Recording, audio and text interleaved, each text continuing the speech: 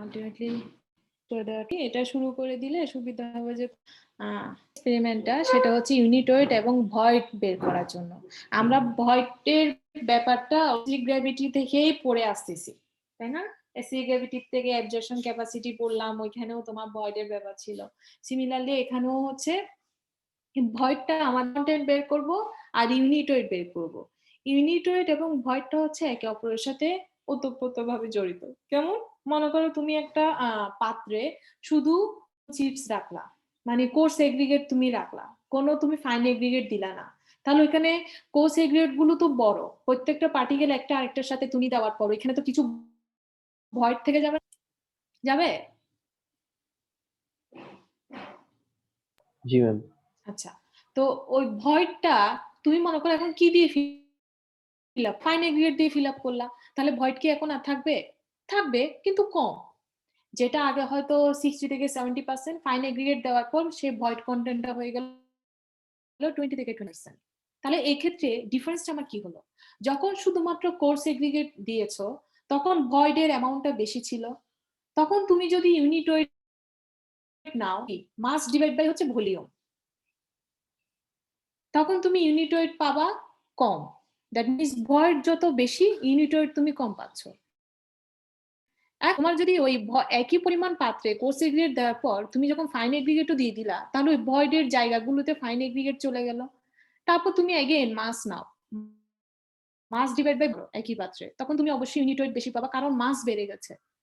তাহলে ভয়েড কম, ইউনিটয়েড বেশি।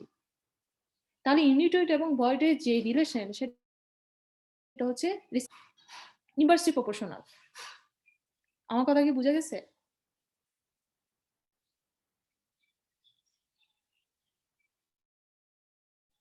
বুঝতে পেরেছো বলেছি? জি ম্যাম। ইউনিটয়েড এবং ভয়েডের যে ব্যাপারটা সেটাই আমাদের এখানে দরকার। আমরা যদি কোনো একটা কংক্রিট করি আমাদের কম্প্যাকশন করতে হয়। কেন আমরা কম্প্যাকশন করি? তোমরা সিমেন্ট মর্টার এক্সপেরিমেন্ট 3 তে অলরেডি পড়ে আসছো, এখানে আমরা কম্প্যাকশন করেছি। ছোট 2 ইঞ্চ কিউবে বলেছি প্রত্যেক 32 করে আমরা কম্প্যাকশন করেছি। এই কম্প্যাকশনটা করার অর্থ কি? তুমি যদি শুধুমাত্র যদি ফাইন এগ্রিগেট দাও, ফাইন এগ্রিগেটও হয়তো ভয়েডটা আমরা দেখি না, খালি চোখে দেখা যায় না, কিন্তু ফাইন এগ্রিগেট কন্টেন্ট অনেক বেশি থাকে, নিয়ার অ্যাবাউট তোমার 40 to 50% থাকে ভয়েড কন্টেন্ট কোর্স এগ্রিগেটের তুলনায়। তো এই ভয়েডটা তুমি যদি কম্প্যাকশন না করো, কম্প্যাকশন করলে দেখা যাবে যে তুমি আরো ফাইন এগ্রিগেট একই পাত্রের মধ্যে আরো কিছু দিতে পারছো। তাহলে কি প্রিভিয়াসলি এটা হচ্ছে ভয়েড বেশি ছিল, মনে হয়েছে হচ্ছে কি ultimately fine aggregate fill up হয়েছে, কিন্তু যখনই তুমি কম্প্যাকশনটা করলা তখনই আলটিমেটলি দেখা যাচ্ছে ওর ভয়েডটা যখন তুমি ওই ফাইন এগ্রিগেট আরো কিছু দিয়ে ফিল আপ বেড়ে গেছে। ওই মাসটা বেড়ে যাওয়ার জন্য মাস ডিভাইড বাই যখন ভলিউম করেছি তার ইউনিটয়েড বেড়ে গিয়েছে। তাহলে একটা মাস কংক্রিট ডেভেলপ করার জন্য আমার কম্প্যাকশনটা যেমন দরকার, কম্প্যাকশনের জন্য একটা ডেনসিটি কিংবা ইউনিটয়েড যেটা বলছি, ইউনিটয়েড মেজারমেন্টটা আমাদের খুবই ইম্পর্টেন্ট। কারণ ইউনিটয়েড যদি আমার যদি একটা স্ট্যান্ডার্ড কিংবা নর্মাল যদি আমরা যদি রাখতে না পারি তাহলে এখানে ভয়েড থেকে যাবে। আর ভয়েড যদি একটা স্ট্রাকচারে যদি থেকে যায় তাহলে এখানে স্ট্রাকচারের ডিউরেবিলিটি সেটাতে অবশ্যই তোমার হ্যাম্পার হবে। এখন ডিউরেবিলিটি বলতে বোঝা যায় হচ্ছে ভয়েড কন্টেন্টের জন্য তোমার পোরোসিটিটা থেকে যাবে, স্ট্রাকচারের পোরোসিটি বেড়ে যাবে, কিংবা পারমিয়েবিলিটি যেটা বলছি, খুব সহজে পানি পেট করতে পারবে। আর পানি যদি একবার পেনিট্রেট করে তাহলে তো তোমার স্ট্রাকচারের ডিউরেবিলিটি কিংবা করোশন, যদি রেইনফোর্সমেন্ট দাও রেইনফোর্সমেন্ট করোডেড হবে। আবার এয়ার ভয়েড যদি বেশি থাকে তাহলে খুব দ্রুত ওইসব ক্ষেত্রে তোমার যে দেখা যাবে যে তোমার কার্বনেশন হওয়ার একটা পসিবিলিটি, যেটা অ্যানাদার কাইন্ড অফ করোশন। তো এই জিনিসগুলো আলটিমেটলি ডিউরেবিলিটিকে তোমার ডিফাইন করে। তাহলে একটা মাস কংক্রিট ডেভেলপ করার জন্য আমার যাতে মিনিমাম ভয়েড পাওয়া যায় এবং ম্যাক্সিমাম ইউনিটয়েড কিংবা একটা স্ট্যান্ডার্ড একটা ইউনিটয়েড যাতে ডেভেলপ করতে পারি, তাহলে আমাদের কোর্স এবং ফাইনের করেসপন্ডিং ইউনিটয়েডটা আমাদের জানা দরকার, এবং ওই ইউনিটয়েডের বেসিসে আমি ভয়েড কন্টেন্টটা জানতে পারবো। এখন যদি আমি ভয়েড কন্টেন্টই যদি না জানি তাহলে একটা ফাইন এগ্রিগেট কতটুকু পরিমাণ জায়গা নিতে পারে কিংবা কতটুকু পরিমাণ তার বাল্ক ডেন্সিটি হতে পারে সেটা আমি কখনোই জানবো না। তো সেটার জন্য আমার এই এক্সপেরিমেন্টটা খুবই ইম্পর্টেন্ট। ঠিক আছে? তো এক্সপেরিমেন্টটা আমরা নরমালি করে থাকি হচ্ছে এসটিএম C29 এর বেসিসে, এবং স্কোপ হচ্ছে এতক্ষণ আমি যা বললাম সেটাই। একটা মাস কংক্রিট ডেভেলপ করার জন্য ফাইন এবং কোর্সের যে রিলেশন, ফাইন এবং কোর্সের যে ভয়েড কনটেন্ট এবং করেসপন্ডিং তাদের ইউনিট ওয়েট জানাটা খুবই দরকার। কারণ ইউনিট নাও তাহলে করেসপন্ডিং সে কতটুক ভলিউম তোমার কভার করবে একটা জায়গার মধ্যে, সেটা তুমি ইজিলি পেয়ে যাবা। আবার এটা যদি বলি ইউনিট ওয়েট যদি তুমি জানো তাহলে ওই পার্টিকুলার গেটের জন্য কতটুক ভয়েড ফিক্সড আছে কিংবা কতটুক ভয়েড হতে পারে সেটাও তুমি জানতে পারবা। তো এই জিনিসগুলোর জন্য আমার এই টেস্টটা ইম্পর্টেন্ট।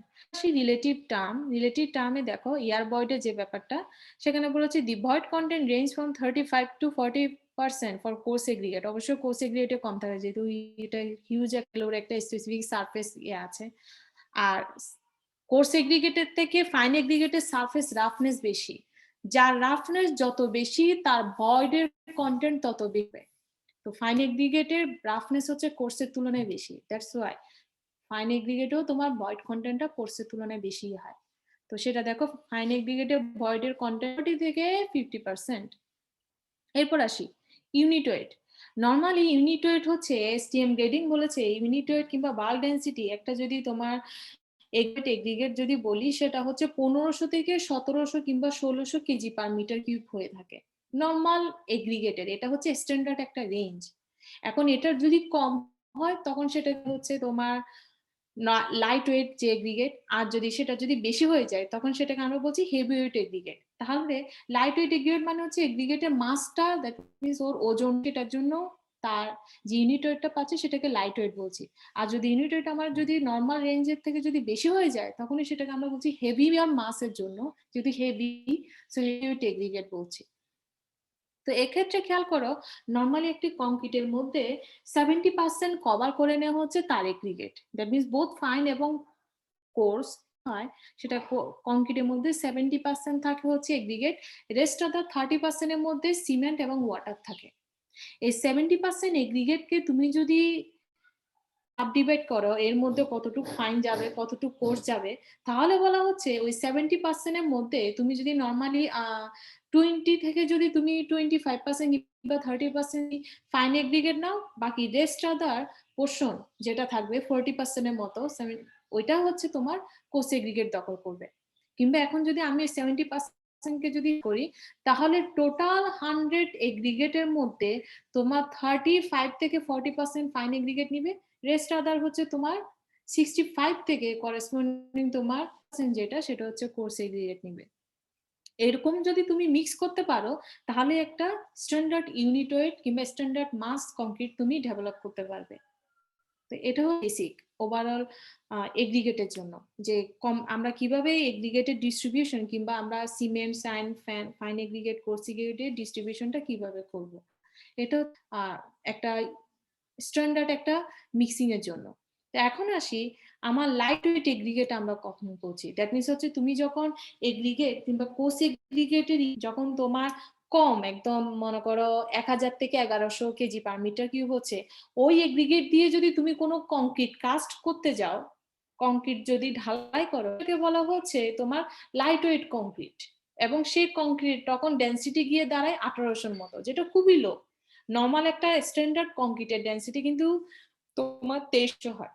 আমরা যে কাস্টিং গুলো আমাদের আসানুল্লাহ করা হয় সেগুলো 2300 থেকে 2400 কেজি পার মিটার কিউব, যেটা হচ্ছে নর্মাল ওয়েট কংক্রিট। কারণ ওটার জন্য যে এগ্রিগেটটা আমরা ইউজ করি সেটা ইউনিট ওয়েট থেকে 1600 কিংবা 1500 হয়।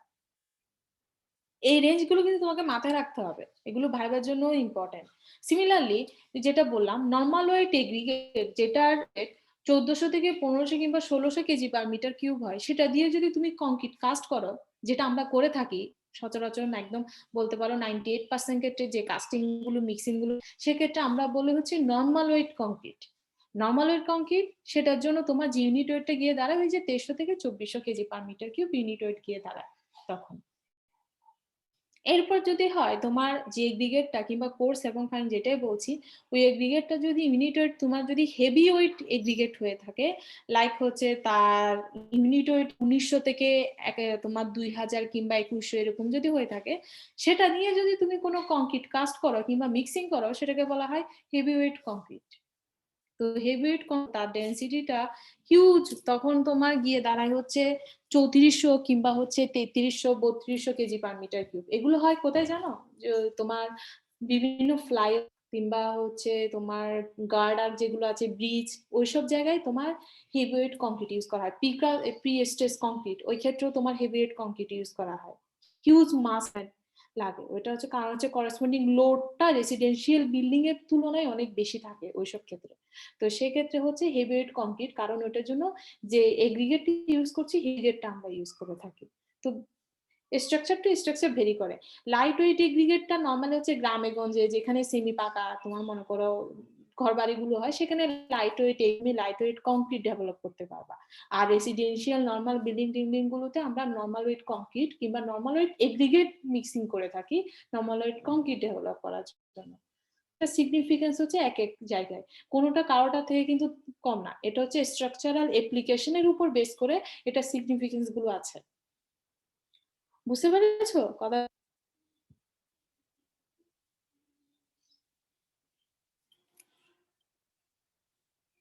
এতটুকু পর্যন্ত বোঝা গিয়েছে?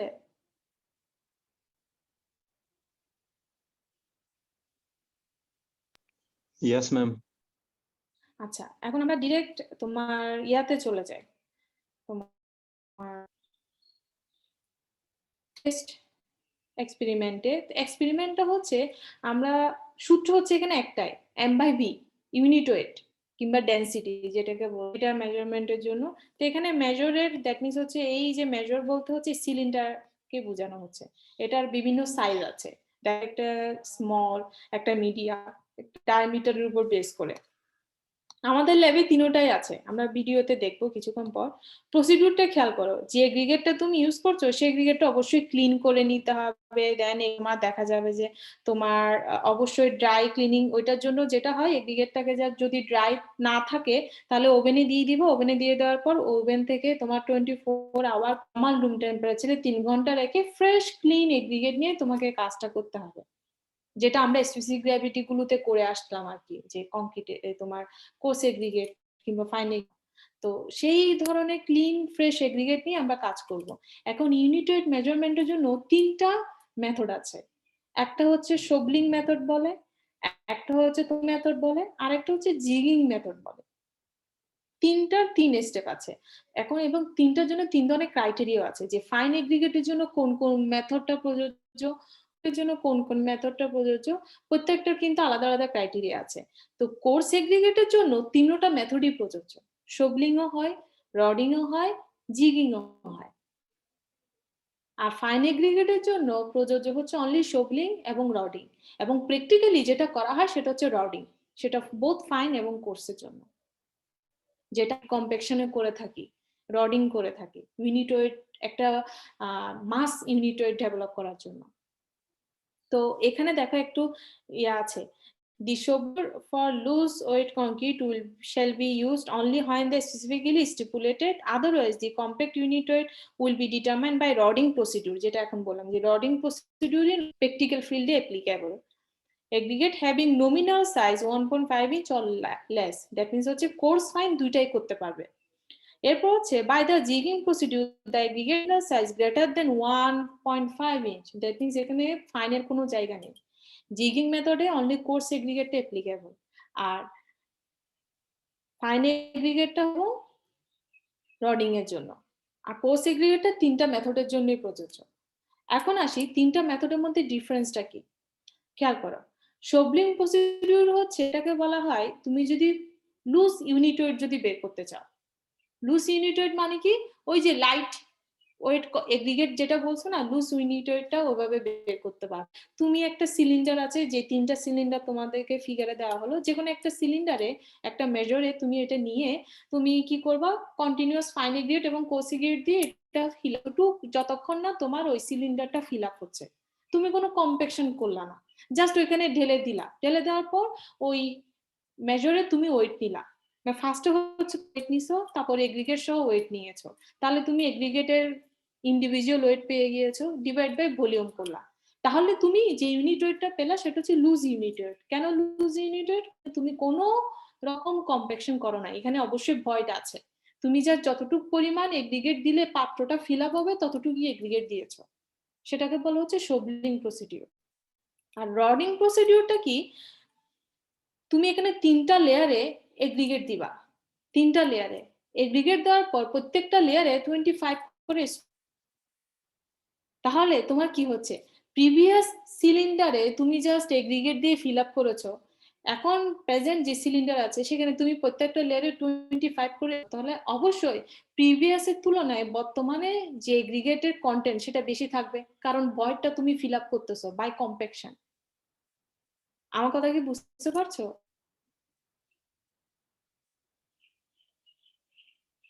বোঝা কি যাচ্ছে কথা?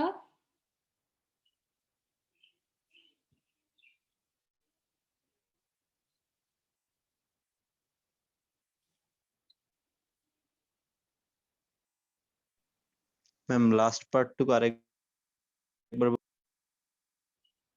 রডিং এরটা, রডিং এ হচ্ছে তুমি প্রত্যেকটা লেয়ারে, মানে হচ্ছে যে সিলিন্ডারতে তুমি এগ্রিগেটটা নিবা সে সিলিন্ডারকে অনুমানের উপর বেস করে 3টা লেয়ারে তুমি এগ্রিগেটটা ফিল আপ করবা।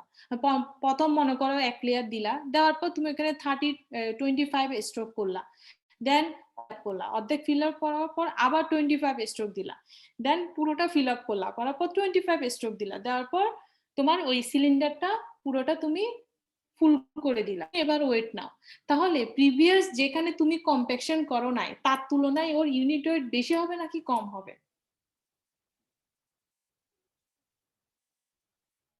ইউনিট ওয়েট কমবে নাকি বাড়বে? শোবলিং এ আর রডিং এর মধ্যে কার ইউনিট ওয়েট বেশি হবে?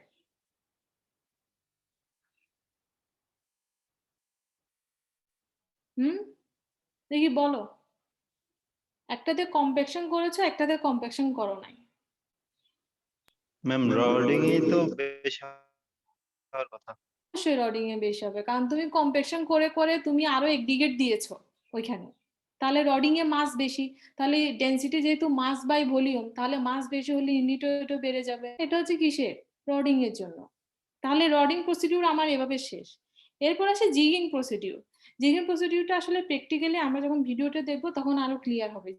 এটা কোর্স এগ্রিগেটের জন্য, এখানেও তুমি 3টা লেয়ারে ফিল আপ করবা, 3টা লেয়ারে ফিল আপ করার পর, মানে ফার্স্ট লেয়ারে ফিল আপ করে কি করবা জানো, সিলিন্ডারটাকে তুমি ডায়াগোনালি একটু উপরে তুলবা, তোলার পর কতটুকু উপরে তুলবা, 2 ইঞ্চি তুলবা, তোলার পর হচ্ছে এক পাশটা ছেড়ে দিবা, সিমিলারলি রাইট হ্যান্ড সাইড তুলে ছেড়ে দিবা, এভাবে প্রত্যেকটা সাইডে 25টা করে 50টা তোমার, দ্যাট মিন্স হচ্ছে তোমার 50 বার করে এটা উপর থেকে নিচে নামবে, তুমি 2 ইঞ্চ উপরে তোলার পর ছেড়ে দিলা, আবার রাইট হ্যান্ড সাইডে 2 ইঞ্চ উপরে তুলে ছেড়ে দিলা, সিমিলারলি লেফট হ্যান্ড সাইডে আবার উপরে তুলে ছেড়ে দিলা, এটা কতটুকু উপরে তুলে ছেড়ে দিতে হবে। এটা প্রথম লেয়ারে 50টা, লেফট হ্যান্ড রাইট মিলে 25 করে, আবার সেকেন্ড লেয়ারে বাকি 50টা, থার্ড লেয়ারও 50, তাহলে টোটাল হচ্ছে 150। আর এটাকে যদি আমি সাব ডিভাইড করি, লেফট হ্যান্ড সাইডে 75টা, রাইট হ্যান্ড সাইডেও 75টা, তাহলে টোটাল হচ্ছে আমার 150টা তোমার, যেটাকে বলা হচ্ছে জিগিং। এটা আমরা ভিডিওতে দেখবো। তো এভাবে করে এটার ইউনিট ওয়েটটা মেজার করতে হয়, লাইক হচ্ছে মাসটা নেওয়ার পর দেন হচ্ছে তুমি ইউনিট ওয়েট m/v করলা, এটা হচ্ছে জিগিং। আর সূত্র হচ্ছে আমার ইন জেনারেল যে সূত্র, ইউনিট ওয়েট তোমার জি মাইনাস জিটা হচ্ছে তোমার টোটাল এগ্রিগেট মেজর, আর টিটা হচ্ছে শুধুমাত্র মেজরের, তাহলে তুমি এগ্রিগেটের মাস পেয়েছো ডিভাইড বাই তোমার মেজরের ভলিউম, তোমার জানা ভলিউম কোত্থেকে জানবা, ডিরেক্ট এখানে স্ট্যান্ডার্ড আমরা যে মেজরটা ইউজ করি সেটার ভলিউম এখানে দেওয়া আছে, ক্যাপাসিটি অফ দ্য মেজর। হুম, তো এটার বেসিসে মেজার করব। আর ইউনিট ওয়েট মেজার করার পর তুমি যে এগ্রিগেটটি ইউজ করতেছো সেই এগ্রিগেটে যদি অ্যাবজর্পশন ক্যাপাসিটি তোমার জানা থাকে, যেটা অলরেডি তুমি এক্সপেরিমেন্ট 5 এবং 6 এ পড়ে আসছো, এগ্রিগেটের অ্যাবজর্পশন ক্যাপাসিটি তোমার জানা, তো সেটা থেকে তাহলে তুমি unit wait SSD condition unit weight পেয়ে যাবা অ্যাবজর্পশন ক্যাপাসিটি যদি জানা থাকে। আর তারপর তোমার তারপর তুমি ওয়াটারের ইউনিট ওয়েটও জানো, দ্যাট মিন্স ডেনসিটি জানো, তাহলে পার্সেন্ট অফ ভয়েডও তুমি পেয়ে যাবে।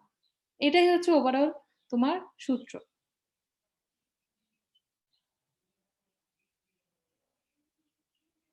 বুঝতে পারছো? তাহলে আমরা একটু ফার্স্টে ভিডিওটা দেখি, ভিডিওটা দেখার পর তারপর আমরা ডাটাটা দিয়ে দিব।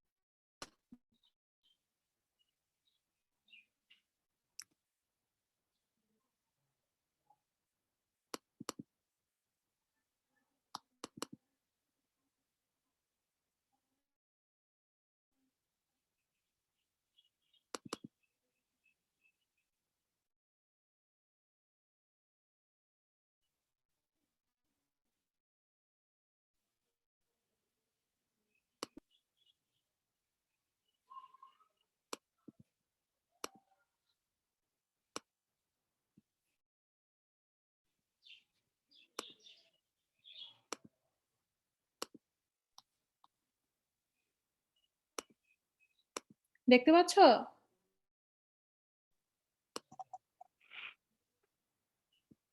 দেখো, এটা হচ্ছে তোমার কোর্স সেগ্রিগেটের সবলিং প্রসিডিউর, কোনো রকম রডিং করছে না, জিগিং করছে না, মেজরটাকে ফিল আপ করছে।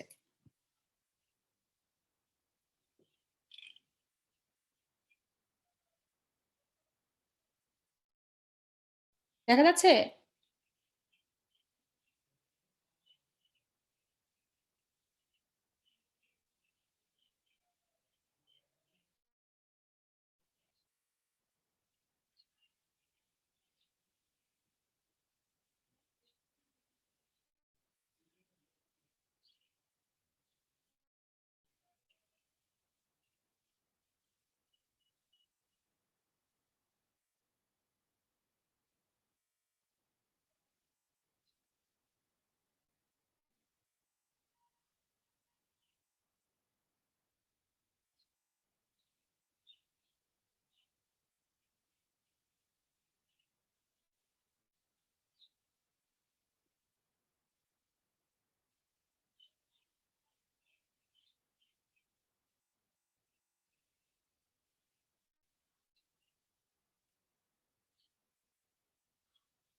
দেখো, এখন হচ্ছে এটা ফাইন এগ্রিগেটের জন্য রডিং হচ্ছে।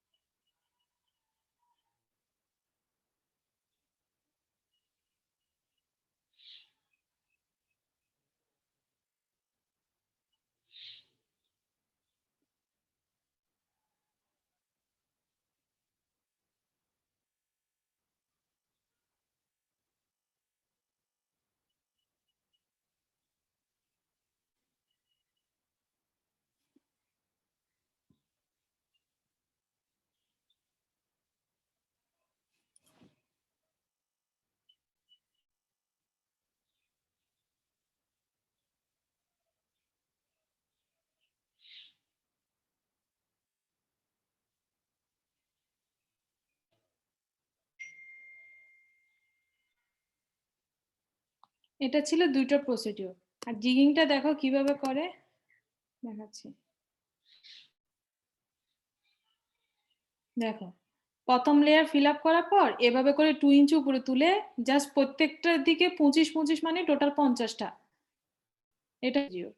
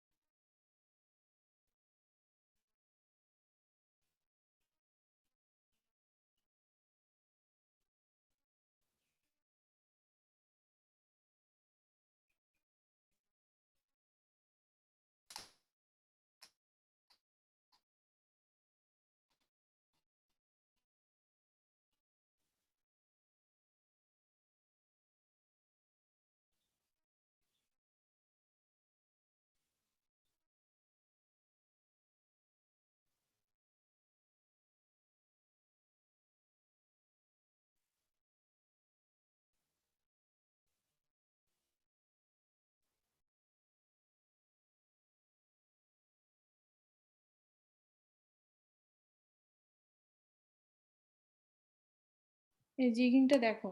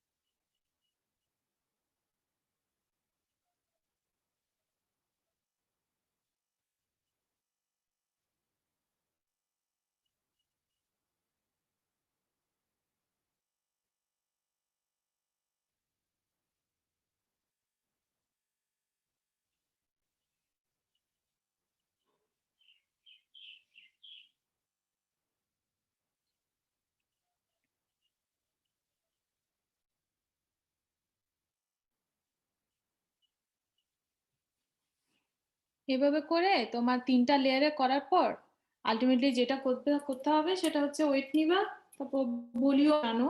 তো ওইখান থেকে তোমার আল্টিমেটলি ইউনিট ওয়েটটা বের করতে হয় আর কি। এভাবে টেস্টটা শেষ করতে হয়।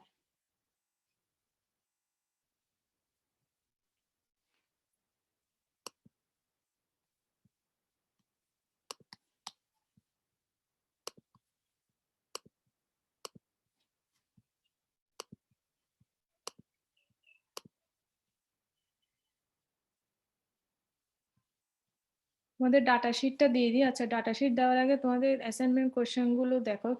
What would be the effect upon the unit weight if the fine and coarse aggregate be combined? অবশ্যই যদি তুমি ফাইন এবং কোর্সকে যদি একসাথে কম্বাইন করে যদি ইউনিট ওয়েট নাও তাহলে অবশ্যই ইউনিট ওয়েট বেশি পাবা, কারণ ওই ভয়েডটা কোর্স এগ্রিগেটের যে ভয়েড সেটা তোমার ফাইন এগ্রিগেট দিয়ে অটোমেটিক ফিল আপ হবে। তারপর number 2, what would be the effect upon the unit weight if the aggregate be in the cylinder without rodding? তো রডিং ছাড়া যদি তুমি এগ্রিগেটকে যদি তুমি জাস্ট সিলিন্ডারের মধ্যে প্লেস করে দাও তাহলে এখানে ভয়েড থেকে যাবে, তাহলে আলটিমেটলি পাবা সেটা হচ্ছে লুজ ইউনিট ওয়েট পাবা, কারণ সেখানে হিউজ অ্যামাউন্ট অফ ভয়েড থাকবে। আচ্ছা, তারপর যেটা হচ্ছে number 3, what would be the effect upon the unit weight fine aggregate be used? এটার আনসার দাও দেখি, এটা কয়জন দিতে পারো। এটার আনসার কি হবে? ড্যাম্প মানে হচ্ছে ভিজা, ভেজা ফাইন এগ্রিগেট করো তাহলে ইউনিট ওয়েটটা কি হবে? অনেক বেশি হবে ম্যাম।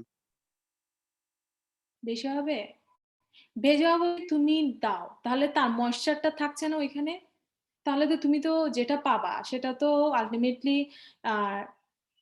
অ্যাকচুয়াল মাসের জন্য পাচ্ছ না, তার ময়েশ্চার কন্টেন্ট সহ তুমি পাচ্ছ। এটা হতে পারে একটা এসএসডি ইউনিট ওয়েট তুমি পাবা, আর একটা হতে পারে তুমি এটা বাল্কের জন্য আলটিমেটলি বালজিং ইফেক্ট চলে আসবে ইউনিট ওয়েটের জন্য, অ্যাকচুয়ালি ইউনিট তুমি তখন পাবা না। যদি এগ্রিগেটটা যদি এসএসডি হয়, স্যাচুরেটেড সারফেস ড্রাই হয়, সেক্ষেত্রে তুমি যে ইউনিট ওয়েটটা পাবা সেটা হচ্ছে এসএসডি ইউনিট ওয়েট, যেটা এখানে দেওয়া আছে অলরেডি। আর যদি এটা না হয়, তুমি যদি ভেজা এগ্রিগেট দিয়ে যদি মনে করো এসএসডিও না, দ্যাট মিনস ময়েশ্চার এসএসডি থেকেও বেশি যেটা, সেটা দিয়ে যদি তুমি ফাইন এগ্রিগেটটা যদি ইউনিট নাও তাহলে তার ইউনিট ওয়েটটা এখানে হ্যাম্পার হবে, অ্যাকচুয়াল ইউনিট ওয়েট তুমি পাবা না, কারণ সেক্ষেত্রে প্রত্যেকটা ইন্ডিভিজুয়াল এগ্রিগেটের গায়ে একটা আলাদা একটা এয়ার ফিল্ম, যেটা হচ্ছে ভয়েড কন্টেন্টটাকে আরো বাড়িয়ে দিবে।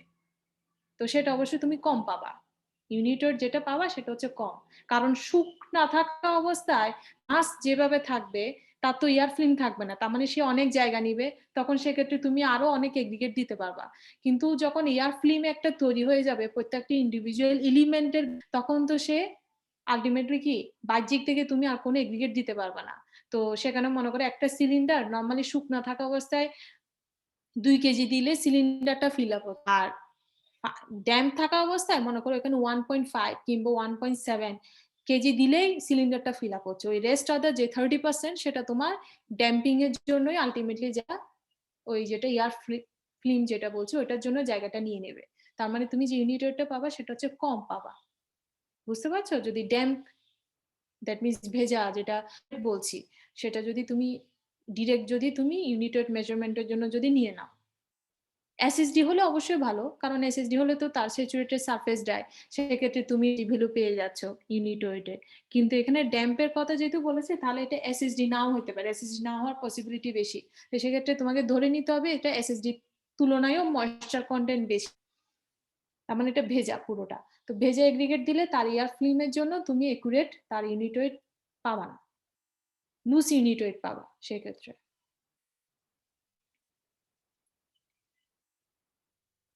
আচ্ছা, তো আমরা এই চার্টে আমি ভ্যালু দিয়ে দিচ্ছি, তোমরা ভ্যালুগুলো বের করবা। এবং এখানে 4টা আছে, ফাইন এগ্রিগেটের জন্য স্টিরিক গ্র্যাভিটি, কোর্স এগ্রিগেটের জন্য স্টিরিক গ্র্যাভিটি, অ্যাবজর্পশন ক্যাপাসিটি, কোর্স এবং ফাইন, এগুলো তোমাদের প্রিভিয়াস রিপোর্ট থেকে যার যার যেরকম ছিল ওইখানে এটা দিবা। ওইটার দরকার কেন দরকার? ওই ভয়েড কন্টেন্ট বের করার জন্য। তা আমি আবার নতুন করে ওই 4টা ভ্যালু দিব না, ওই 4টা ভ্যালু তোমাদের কাছে অলরেডি আছে না প্রিভিয়াস ইয়া থেকে, এক্সপেরিমেন্ট 5 এবং এক্সপেরিমেন্ট 6 এর আছে তো? আছে নাকি নাই? জি ম্যাম আছে।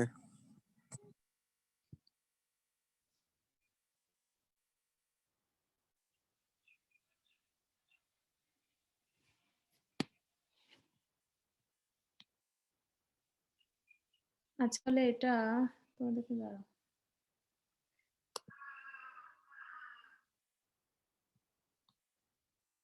annotation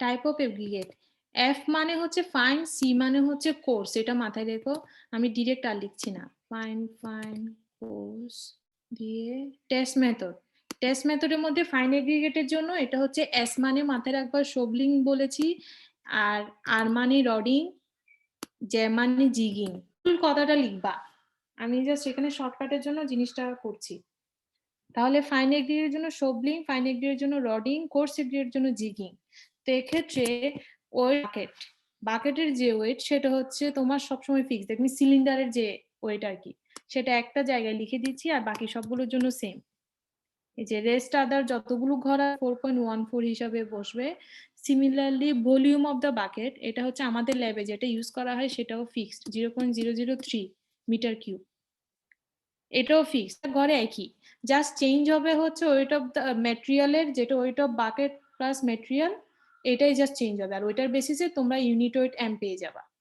আর absorption capacity SSD unit weight পেয়ে যাবা আর এখানে এভারেজ ইউনিট ওয়েটের কথা বলেছে এভারেজ ইউনিট ওয়েটটা আসলে দিও না কারণ এখানে দেখো ইন্ডিভিজুয়াল টেস্ট ইন্ডিভিজুয়াল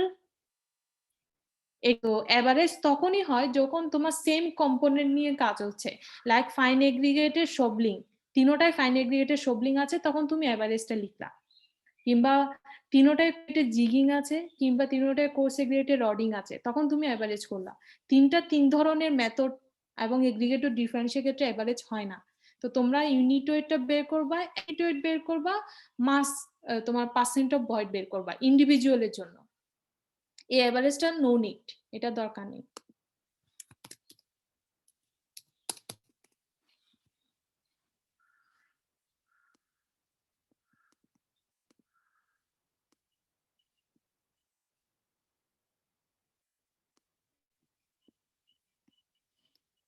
আচ্ছা এটা শুরু করি ওইটা বাকেট প্লাস ম্যাটেরিয়াল এটা আমরা ধরে নিই মনে করো 8.73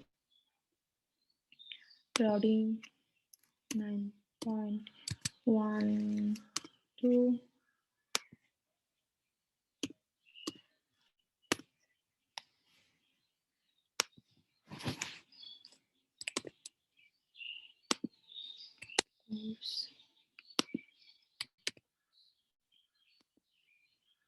রডিং শোবলিং জিগিং তিনগুলো তো সেম থাকবে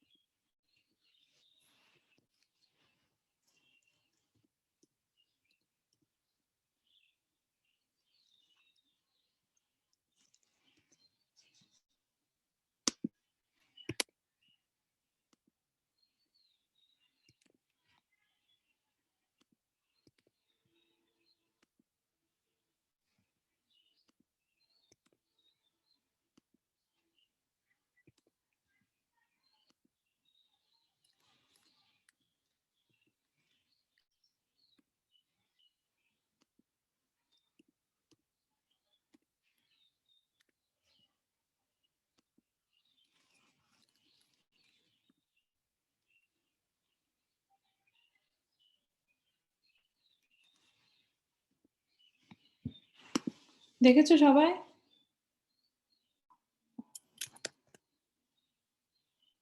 চেঞ্জ করে ফেলো ফোনের তো। ওহো, আচ্ছা বুঝে যাবে হয়তো।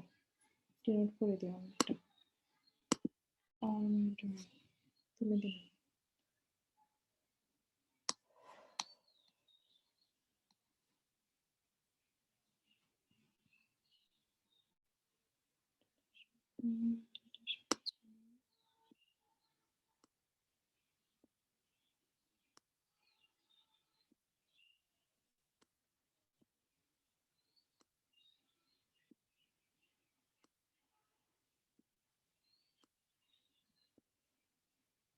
ক্যালকুলেশনটা পারবা? ক্যালকুলেশন হচ্ছে ইজি এম বাই ভি দিয়ে আর কি, জাস্ট প্লাস মাইনাস আর ভাগ, আর কিছু না। আর কারো কোনো কোয়ারি আছে পেমেন্ট রিলেটেড?